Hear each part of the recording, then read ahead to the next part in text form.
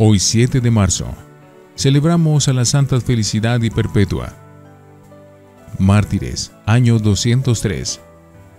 Estas dos santas murieron martirizadas en Cartago, África, el 7 de marzo del año 203. Los personajes: Perpetua era una joven madre de 22 años que tenía un niñito de pocos meses. Pertenecía a una familia rica y muy estimada por toda la población. Mientras estaba en la prisión por petición de sus compañeros mártires, fue escribiendo el diario de todo lo que le iba sucediendo. Felicidad era una esclava de Perpetua.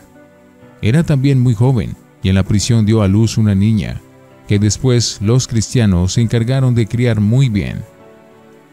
Las acompañaron en su martirio unos esclavos que fueron apresados junto con ellas, y su catequista, el diácono Saturo, que las había instruido en la religión y las había preparado para el bautismo. A Saturo no le habían apresado, pero él se presentó voluntariamente. Los antiguos documentos que narran el martirio de estas dos santas eran inmensamente estimados en la antigüedad, y San Agustín dice que se leían en las iglesias con gran provecho a los oyentes. Estos documentos narran lo siguiente: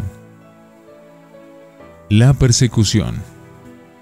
En el año 202, el emperador Severo mandó que los que siguieran siendo cristianos y no quisieran adorar a los falsos dioses tenían que morir. Perpetua estaba celebrando una reunión religiosa en su casa de Cartago, cuando llegó la policía del emperador y la llevó prisionera junto con su esclava Felicidad y los esclavos Revocato, Saturnino y Segundo. La prisión. Dice Perpetua en su diario: nos echaron a la cárcel y yo quedé consternada, porque nunca había estado en un sitio tan oscuro. El calor era insoportable y estábamos demasiadas personas en un subterráneo muy estrecho. Me parecía morir de calor y de asfixia. Y sufría por no poder tener junto a mí al niño que era tan de pocos meses y que me necesitaba mucho. Yo lo que más le pedía a Dios era que nos concediera un gran valor para ser capaces de sufrir y luchar por nuestra santa religión. Afortunadamente, al día siguiente llegaron los diáconos católicos y dieron dinero a los carceleros para que pasaran a los presos a otra habitación menos sofocante y oscura que la anterior, y fueron llevados a una sala donde por lo menos entraba la luz del sol, y no quedaron tan apretujados e incómodos, y permitieron que le llevaran el niño a Perpetua, el cual se estaba sofocando de pena y acabamiento. Ella decía en su diario: desde que tuve a mi pequeñín junto a mí, ya aquello no me parecía una cárcel sino un palacio, y me sentía llena de alegría. Y el niño también recobró su alegría y su vigor. Las tías y la abuelita se encargaron después de su crianza y de su educación. La visión. El jefe del gobierno de Cartago llamó a juicio a Perpetua y a sus servidores. La noche anterior, Perpetua tuvo una visión en la cual le fue dicho que tendría que subir por una escalera muy llena de sufrimientos, pero que al final de tan dolorosa pendiente estaba un paraíso eterno que les esperaba. Ella narró a sus compañeros la visión que había tenido, y todos se entusiasmaron y se propusieron permanecer fieles en la fe hasta el fin. El juicio. Primero pasaron los esclavos y el diácono. Todos proclamaron ante las autoridades que ellos eran cristianos y que preferían morir antes que adorar a los falsos dioses. Los ruegos. Luego llamaron a Perpetua. El juez le rogaba que dejara la religión de Cristo y que se pasara a la religión pagana, y que así salvaría su vida. Y le recordaban que ella era una mujer muy joven y de familia rica. Pero Perpetua proclamó que estaba resuelta a ser fiel hasta la muerte, a la religión de Cristo Jesús, Entonces llegó su padre, el único de la familia que no era cristiano, y de rodillas le rogaba y le suplicaba que no persistiera en llamarse cristiana, que aceptara la religión del emperador, que lo hiciera por amor a su padre y a su hijito. Ella se conmovía intensamente, pero terminó diciéndole: «Padre, ¿cómo se llama esa vasija que hay ahí enfrente?» «Una bandeja», respondió él. «Pues bien, a esa vasija hay que llamarla bandeja, y no pocillo ni cuchara, porque es una bandeja. Y yo, que soy cristiana, no me puedo llamar pagana, ni de ninguna otra religión, porque soy cristiana, y lo quiero ser, padre, para siempre». Y añade el diario escrito por Perpetua: «Mi padre era el único de la familia que no se alegraba porque nosotros íbamos a ser mártires por Cristo». La sentencia. El juez declaró que los 3 hombres serían llevados al circo, y allí delante de la muchedumbre serían destrozados por las fieras el día de la fiesta del emperador, y que las 2 mujeres serían echadas amarradas ante una vaca furiosa para que las destrozara. Pero había un inconveniente, que Felicidad iba a ser madre, y la ley prohibía matar a la que iba a dar a luz. Y ella sí deseaba ser martirizada por amor a Cristo.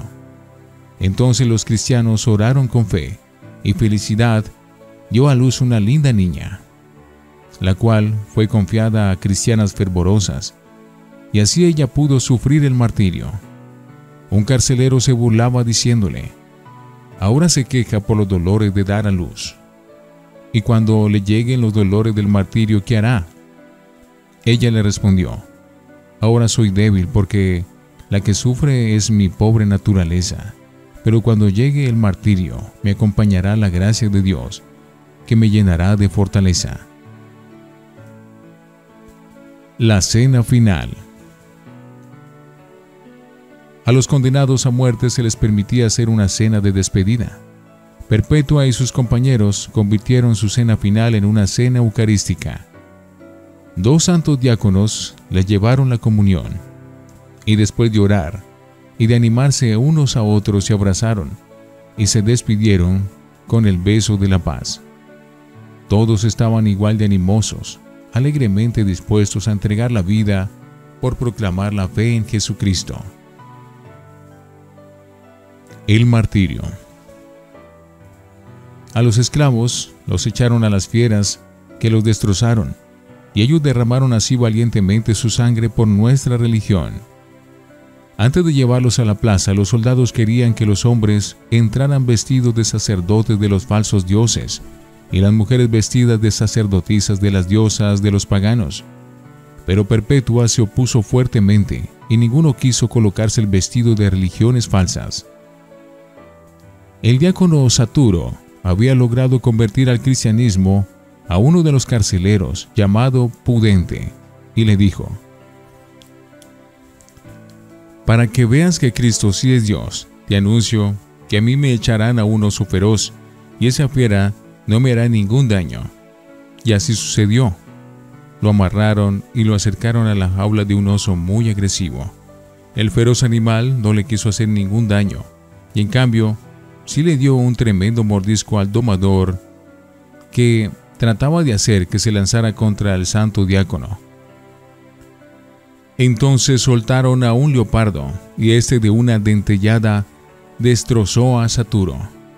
Cuando el diácono estaba moribundo, untó con su sangre un anillo y lo colocó en el dedo de Pudente, y éste aceptó definitivamente volverse cristiano. La vaca. A Perpetua y Felicidad las envolvieron dentro de una malla y las colocaron en la mitad de la plaza, y soltaron una vaca bravísima, la cual las corneó sin misericordia. Perpetua únicamente se preocupaba por irse arreglando los vestidos de manera que no diera escándalo a nadie por aparecer poco cubierta, y se arreglaba también los cabellos para no aparecer despeinada como una llorona pagana.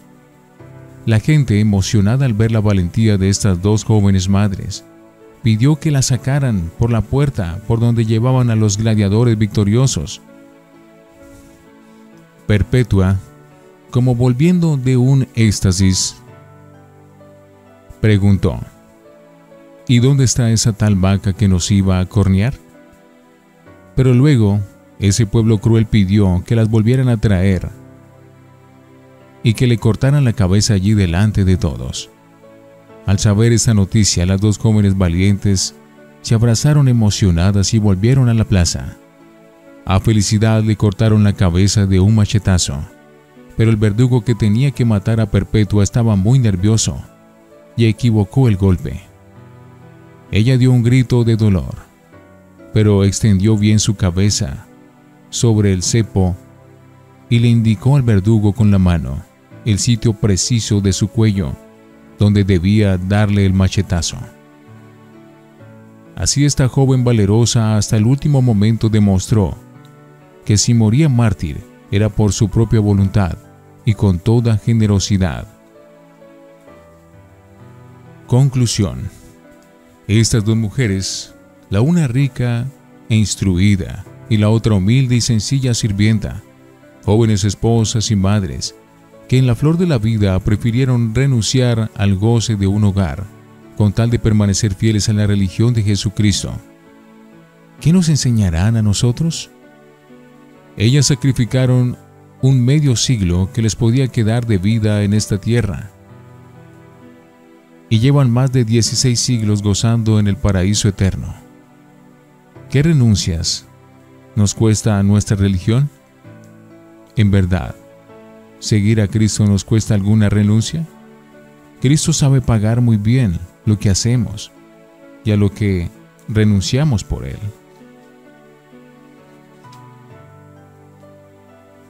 Santa Perpetua y Santa Felicidad, rogad por nosotros.